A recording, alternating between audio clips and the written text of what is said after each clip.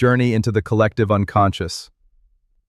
Every night, billions of human beings drift into dreams. In these dreams, some fall endlessly, others fly. Many meet shadowy figures, animals that speak, or landscapes that never existed. But what is more strange is this. Across continents, across centuries, across cultures that never met, the same images return. A serpent devouring its own tail. A hero descending into a cave. A flood that destroys the world, followed by renewal. Why do these patterns repeat? Why does a Greek hero resemble a Native American trickster, who resembles an African creation story, who resembles your own dream from last night? Carl Jung believed he had an answer. He called it the collective unconscious, a deep psychic reservoir shared by all humanity, filled with archetypes, symbols, and primordial memories. But was Jung describing a true layer of reality or creating a poetic metaphor for something else?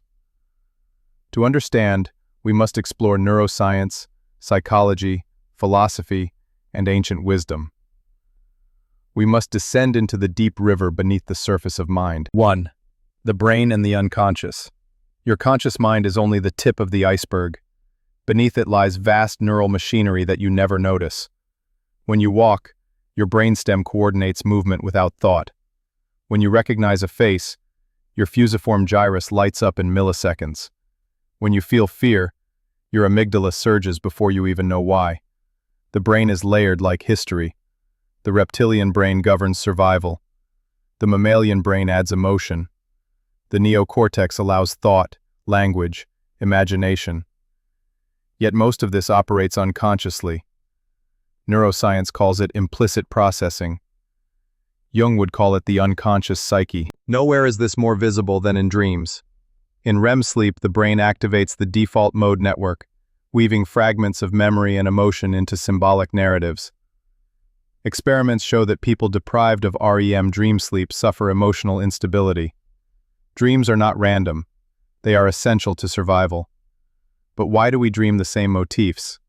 Why snakes? Why caves? Why flying? Neuroscience offers one answer: evolutionary memory. Humans developed common instincts: fear of predators, longing for safety, attachment to mothers. But Jung argued this points to something deeper. Not just biological patterns, but archetypal structures of the psyche. 2. Carl Jung and the archetypes. Carl Jung began as Freud's student. Freud reduced dreams to hidden desires, often sexual repression. Jung, however, saw dreams as mythic stories. In his patient's dreams, Jung noticed figures that resembled mythological gods and ancient symbols. Patients who had never read Greek mythology dreamed of Hermes-like tricksters. Others dreamed of cosmic mothers, devouring serpents, or wise old men. Jung proposed that beneath personal memory lies the collective unconscious, a shared psychic inheritance. And within it, archetypes, the shadow, everything you reject in yourself, the anima animus, your inner opposite, masculine or feminine, the hero, the one who journeys, suffers, transforms, the trickster, chaotic, humorous, disruptive, the great mother, nurturing and destructive, the self, the wholeness that unites opposites. Across cultures, myths retell the same drama: the descent into the underworld, the battle with chaos, the death and rebirth. Joseph Campbell later called this the hero's journey, but Jung laid the foundation. These archetypes shape not only myths but our lives. The boss you resent may play your shadow. The lover you idealize may carry your anima. Your life challenges may be your hero's journey. But what is the collective unconscious, really? 3. Philosophy of the deep mind. Jung wasn't the first to imagine a deeper mind. Plato described eternal forms, universal patterns of truth that exist beyond time. For Schopenhauer, the world was driven by a blind, unconscious will. Nietzsche warned that beneath rationality lies the Dionysian chaos, primal forces of creation and destruction. Philosophy asks, is the self truly individual? Or is the ego just a mask worn by a deeper current? Modern cognitive science echoes this. Experiments show our brains make decisions seconds before we are conscious of them. Free will may be a story we tell ourselves after the fact. So is the collective unconscious a mystical field, or just the shared architecture of human brains shaped by evolution? Perhaps both. Perhaps archetypes are the intersection of biology, culture, and spirit. 4. Wisdom traditions and the great mind. Long before Jung, wisdom traditions spoke of collective mind. In Hinduism, the Akashic field records all thoughts and actions. In Buddhism, the idea of no self reveals the mind as interconnected. In Taoism, the Tao is the flow that unites opposites.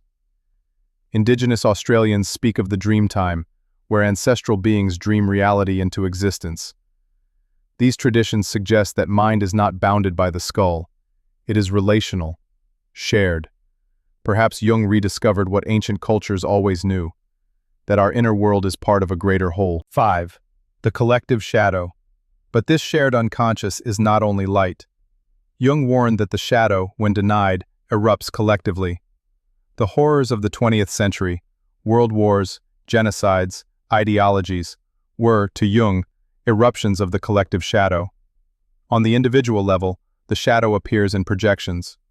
We hate in others what we deny in ourselves. On the collective level, whole nations project hatred, creating enemies, scapegoats. Until the shadow is faced, it controls us. As Jung said, what you resist not only persists, but grows in size. 6. Individuation and integration. The task of human life, Jung believed, is individuation, uniting conscious and unconscious, integrating shadow, anima, hero, trickster, into a whole self. This is not easy. It requires courage to face the shadow, to own the rejected parts of ourselves. It means recognizing archetypes at work in our lives, instead of being unconsciously ruled by them. Modern science supports this. Therapy rewires the brain. Meditation calms the default mode network. Storytelling shapes neural patterns. The ancient practices of ritual, myth, and meditation align with Jung's path of individuation. Return to the river. The collective unconscious is not a theory to believe in or dismiss. It is a reality we live each day. In the stories we tell, in the myths we inherit, in the dreams that guide us, we are not isolated, we are streams in a greater river. To know yourself is to touch this river. To face your shadow is to heal your world. And to remember the collective unconscious is to remember that we are one. The dream is not yours alone. The dream is ours, and it is still unfolding. I hope this video could help you understand the collective unconscious. To discover your personal unconscious, watch my last video, and don't forget to subscribe so that we can connect old wisdom with modern neuroscience together. See you next time, on my way.